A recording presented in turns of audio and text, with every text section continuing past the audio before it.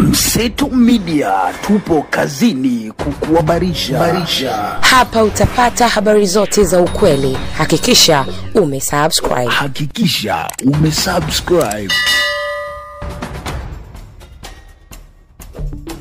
Mwenyekiti yuko vizuri, yani physically and mentally yuko vizuri, kwamba kile ambacho alikuwa na kiplani sasa kinaanza kuchukua hatua. Tunaanza kupanda steps kuelekea kwenye hicho tunachotaka kikatokee. Kwa hiyo yuko vizuri na tu encourage. Actually ukifika pale utafika ukiwa mnyonge, lakini kabisa kwamba unaenda pale kupata nguvu ya ziada ya ku-strong, na anaamini hii ni njia sahihi. Hakuna namna CCM watashinda hii vita kwa hii njia walioichukua. Kwa njia hii walioichukua, anaamini kwamba hakuna namna CCM wataweza kuhimili.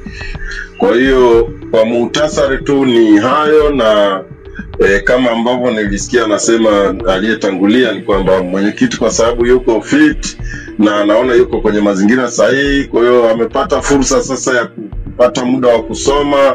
Tumempelekea vitabu vya kutosha. Anapata muda wa kufanya mazoezi ya asubuhi, anatembea, anazunguka uwanja mpaka anafika kilomita 3 kwa siku 2 tu hizi ameshafikia huko.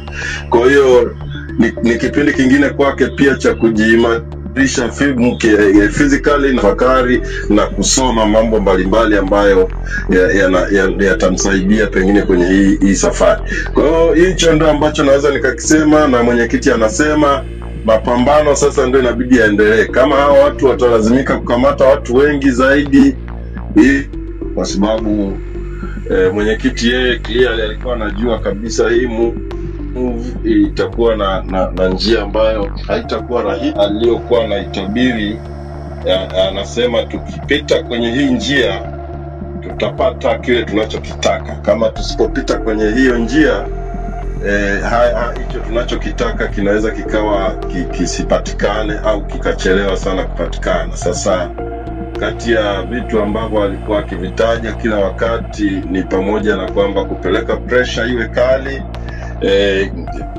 Hawa watu wakishindwa kuvumilia hiyo pressure kishakuwa kali, wataanza kukamata na mambo kama hayo, kuzuia operation isifanyike.